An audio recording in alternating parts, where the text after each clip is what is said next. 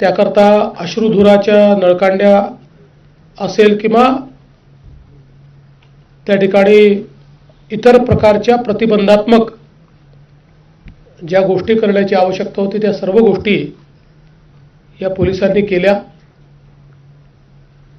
या घटनेचे जेवढे सीसीटीव्ही फुटेजेस अवेलेबल होते किंवा खाजगी लोकांनी देखील जे काही आपल्या मोबाईलवर चित्रीकरण केलं ते चित्रीकरण असेल, काही पत्रकारांनी चित्रीकरण पोलिसांपर्यंत दिलेलं आहे. अशा सगळ्या चित्रीकरणामध्ये जे दंगेखोर दिसत आहेत त्यांच्यावर अटक करण्याची कारवाई पोलिसांनी सुरू केली आहे. 104 लोक आतापर्यंत आयडेंटिफाय झाले आहेत, ज्यामध्ये 92 लोकांना अटक केली आणि 18 वर्षाच्या खालचे विधी संघर्षित असल्यामुळे त्यांच्यावर ज्या प्रकारची कायद्याने कारवाई करता येते ती कारवाई करण्यात आली आहे.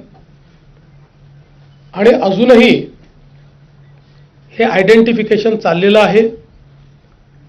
याहीपेक्षा जास्त लोक हे या ठिकाणी अटकेमध्ये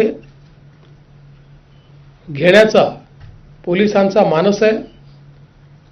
जो व्यक्ती दंगा करताना दिसतोय, दंगेखोरांना मदत करताना दिसतोय, अशा प्रत्येकावर कारवाई ही करण्याची मानसिकता या ठिकाणी पोलीसची आहे. त्या दृष्टीने पोलिसांनी कारवाई सुरू केलेली आहे.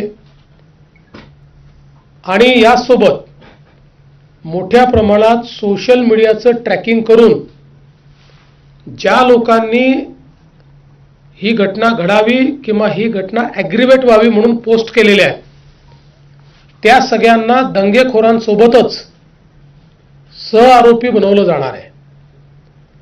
कारण त्यांनी सोशल मीडियाच्या माध्यमातून हा दंगा भडकवण्याकरता त्या ठिकाणी मदत केलेली आहे. त्यामुळे त्यांच्यावरही कारवाई केली जाणार आहे. जवळपास 68 पोस्ट या आत्तापर्यंत आयडेंटिफाय होऊन डिलीट झालेल्या आहेत आणि त्यांच्यावर कारवाई झाली आहे. अजून काही पोस्टची माहिती घेणं चाललेलं आहे आणि अशा प्रकारे